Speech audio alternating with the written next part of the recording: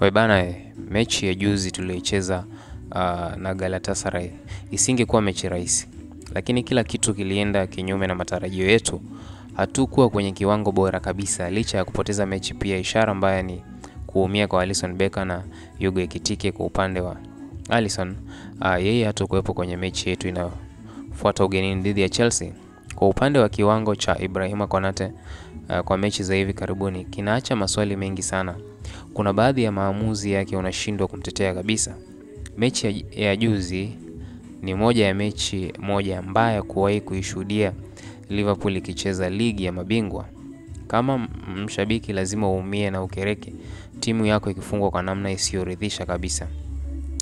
Nadiriki kusema kuwa kocha Arne Slot ndiye kocha wa Liverpool aliyepewa kile alichotaka kwenye dirisha la usajili. Ana kazi kubwa mno ya kufanya kuirudisha timu kwenye hali nzuri. Alafu sio tabia ya sisi Cops kuwapa pressure makocha hata wachezaji wetu. Ni kuzidi kumpa imani kocha wetu, wachezaji wetu. Je, wewe kama Cop unataka Arne Slot? Unataka Arne Slot aondoke? Ni kocha gani aje? Je, sisi Cops tunajua mahitaji ya Liverpool kwa undani zaidi na kumjua Arne Slot vizuri kuliko Michael Edwards na Richard Yufes waliomchagua kuwa kocha wetu na kuacha makocha wengine duniani. Tumpe muda na ili wachezaji aliowaleta waweze kublend kwenye timu na tutapata matokeo yetu.